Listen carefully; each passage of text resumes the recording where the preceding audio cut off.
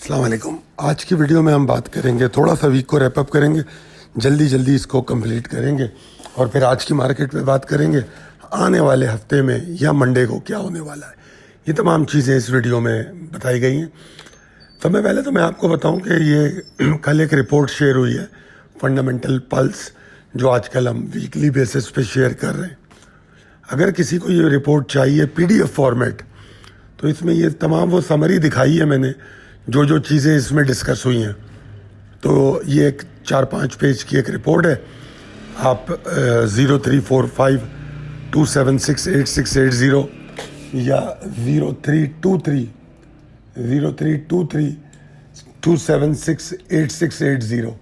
इस पर रब्ता करके आप ये रिपोर्ट ले सकते हैं। अच्छा जनाब, वीकली रैपअप करते हैं। देखिए, वीक जैसे पिछली मंडे की जो कॉल थी, उसमें एक उम्मीद दिलाई गई थी कि मार्केट ऊपर जाने की कोशिश करेगी, और उसने की। 1,19,217 का हाई बना और उस हाई को बनाते ही प्रॉफिट टेकिंग हो गई मंगल को। फिर मंगल के बाद बुध के बाद जुमेरात, जुम्मा, हमने सिर्फ मार्केट में नीचे का ट्रेंड देखा। सिर्फ मंडे को मार्केट ऊपर गई। तो एक चीज़ की जो हम उम्मीद कर रहे थे कि वॉलेटिलिटी कम हुई है, वो ठीक है, क्योंकि गैप ओपनिंग्स में फ़र्क पड़ा था। मगर फिर वो बदनसीबी से जो पहलगाम अटैक हुआ, उससे मार्केट में थोड़ा सा उतार चढ़ाव और पैनिक का अंसर शामिल हो गया। तो ये जो पहले ही हम कोयटा और खैबर पख्तूनख्वा के इशूज़ पे परेशान थे, अब इंडिया का इशू और सामने आ गया। तो अब वो लाइमलाइट में है, वो मार्केट को थोड़ा सा ड्राइव कर रहा है। टैरिफ जो है पसे पुश चला गया। बहरहाल टैरिफ में ट्रम्प साहब थोड़े ठंडे भी पड़े हैं, जब उनको एहसास हुआ है कि अमेरिकी जो हैं बहुत मुश्किल में आ जाएंगे। तो एनीवेज ग्लोबल मार्केट में भी थोड़ी सी काम डाउन सिचुएशन हुई। हमारे पास बदनसीबी से ये पहलगाम अटैक की वजह से ज़रा मसला हो गया, तो मार्केट में नीचे गिरी। और अगर हम इसकी क्लोजिंग देखें तो 1,846 पॉइंट के नुकसान के साथ हफ्ते की क्लोजिंग। वॉल्यूम कमोबेश वही है जो पहले था। 5,500 पॉइंट के बैंड में मार्केट घूमी है।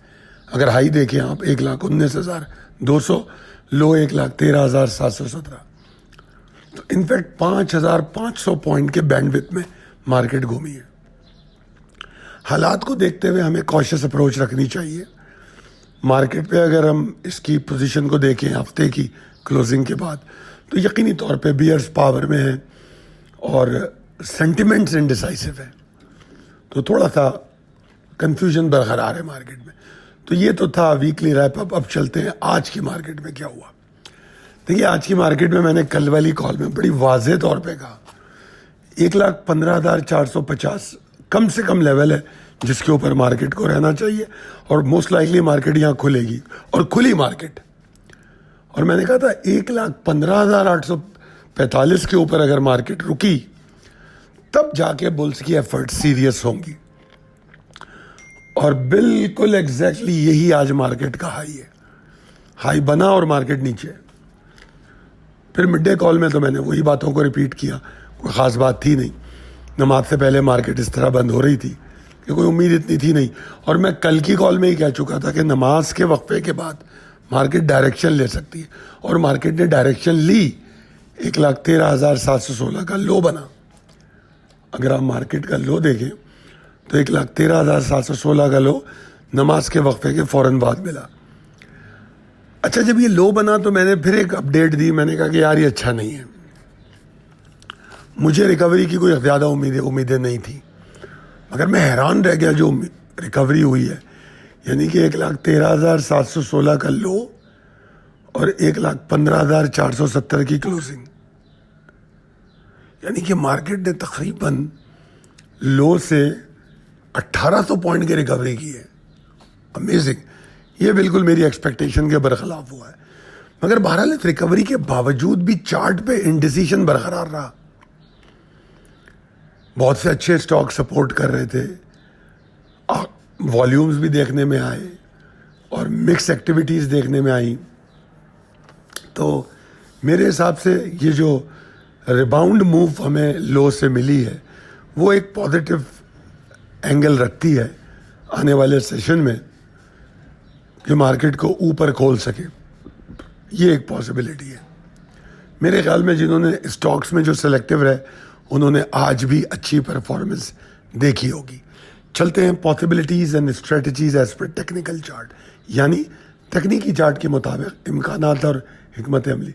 इसमें थोड़ा अलग अलग लिख के दिखाया है मैंने, मगर आप जो अंग्रेज़ी वाला जो पोर्शन है उसको देखिएगा ज़रूर, क्योंकि उसमें भी काफ़ी सारी चीज़ें हमारे पैटर्न में हैं अगर आप उसके आदी हैं। एनीवेज, अब जो नया हफ्ता है नई उम्मीदें लेकर आएगा, ठीक है जी। हफ्ता और इतवार न्यूज़ अपडेट के लिए काफ़ी है, बहुत कुछ हो सकता है, यू नेवर नो। तो एहतियात करनी चाहिए, डिसिप्लिन रहना चाहिए, पैरामीटर्स में रहना चाहिए। जो आज की रिकवरी अटेम्प्ट है जुमे की अच्छी है, मगर अभी हम रिस्की जोन से बाहर तो नहीं निकले। 1,15,798 इसके ऊपर ट्रेड किए बगैर कुछ नहीं होने वाला, ये बात समझ लीजिए। और मार्केट में 1,17,065 वो लेवल है कि जिसके नीचे नीचे ये थ्रेट ख़त्म नहीं हो रहा मार्केट के एग्जॉस्ट होने का। तो मतलब क्या हुआ कि अगर कोई मूव बनी भी 1200-1300 पॉइंट की तो कंसिस्टेंसी की रिक्वायरमेंट है, 1,17,000 के ऊपर रुके फिर मामलात बेहतर होंगे, ठीक है जी। जबकि दूसरी जानिब अगर मैं देखूं तो 1,15,450 के नीचे ट्रेड करना अच्छा नहीं है।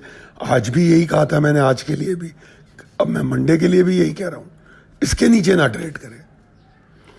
इसके नीचे अगर ट्रेड करती है तो मुसीबत, लेथार्जिक, लो वॉल्यूम।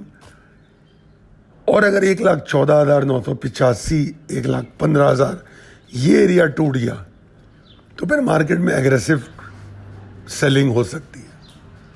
तो इन ट्रिगर्स को, जिन पर मैं ख़ास तौर पे जिनका जिक्र अपने पैराग्राफ में करता हूँ, जिन पर मैं बात करता हूँ, इन ट्रिगर्स को अगर आप समझ लें तो बड़ा अच्छा है।